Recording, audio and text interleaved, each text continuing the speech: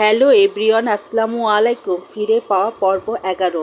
গত পর্বে আজান আর স্বপ্না ওদের ভালোবাসার প্রথম দিনের কিছু আনন্দময় মুহূর্ত উপভোগ করছিল। এখন আগে লেটস গেট স্টার্টেড। পাশের রুমে রাজ্জাক ও সুলতানা আজান আর স্বপ্নার হাসির আওয়াজ শুনতে পাচ্ছে। রাজ্জাক বলল, কে, আজান এসেছে? সুলতানা বলল, হ্যাঁ। রাজ্জাক বলল, অনেক দেরি হয়ে গেছে, আমাকে অফিসে যেতে হবে। সুলতানা বলল, স্বপ্নার বাবা, আজ কিন্তু তুমি মন্টু ভাইকে বলে দিও স্বপ্না এই বিয়েতে রাজি আছে। বেচারা মন্টু ভাই মনে হয় তোমার উত্তরে অপেক্ষায় আছে। রাজ্জাক বলল, সুলতানা, আমরা কি এ বিয়ে দিয়ে ঠিক করছি? সুলতানা বলল, তুমি আবার এসব কি কথা বলছো? শুনতে পাচ্ছ না আজান আর স্বপ্নার হাসির আওয়াজ? ওরা একে অপরকে পেয়ে কত খুশি। ওরা একে অপরকে ঠিকই পছন্দ করে। তুমি আর এসব নিয়ে চিন্তা করো না। রাজ্জাক বলল, তাহলে আমি অফিসে যাই, মন্টুর সাথে একটু মজা করি।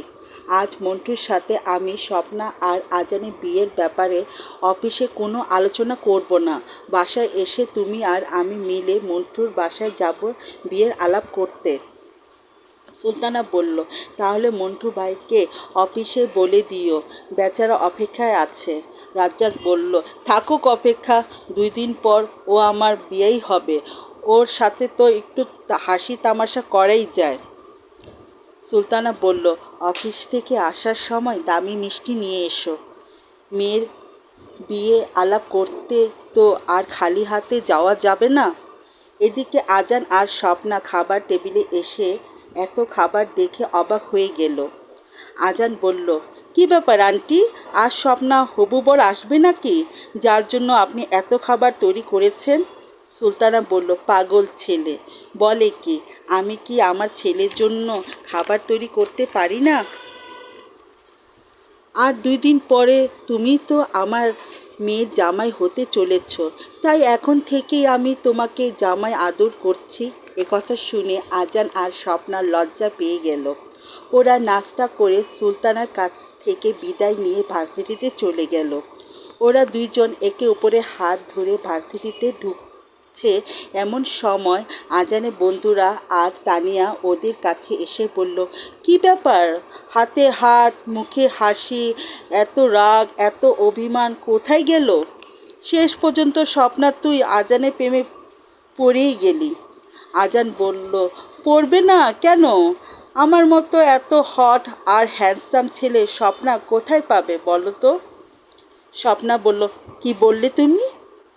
আজান বলল, না স্বপ্না, আমি তো মজা করছিলাম। আজানের বন্ধু বলল, আমাদের আজান এখন থেকে তো মজনু হয়ে গেছে। লাইলি এক কথা ভয় পেয়ে গেছে। আজান বলল, তোরা আমার ভালোবাসাকে নজর করিস না। আমার প্রিয়তমা আমাকে যা বলবে আমি তাই করব। আমি আমার লাইলির ভালোবাসায় পাগল। আজানের বন্ধুরা হেসে হেসে বলল, লাইলি তোমার এসেছে ফিরিয়া মজনু গো, আঁখি খোলো। তানিয়া বলল, প্রেম যে এত মধুর, আগে জানতাম না, প্রেম না করে সত্যি ঠকে গেলাম। আজানের বন্ধু বলল, এই মজনু আগে থেকে লাইলিকে পটাবে বলে আমাদেরকে লাইলির কাছে আসতেই দেয়নি, তাই আমরা ব্যর্থ হয়ে এখন গাইছি, ভালোবেসে গেলাম শুধু ভালোবাসা পেলাম না, আশায় আশায় দিন যে গেল, আশা পূরণ হলো না। ওরা সব বন্ধুরা মিলে হাসি তামাশা করে দিনটি কাটিয়ে দিল। আজ আমার গল্প আমি এখানে শেষ করছি। যদি আপনাদের কাছে আমার গল্প ভালো লাগে তাহলে লাইক, কমেন্ট, শেয়ার ও সাবস্ক্রাইব করবেন। অবশ্যই অল বেল বাটনে ক্লিক করবেন, যাতে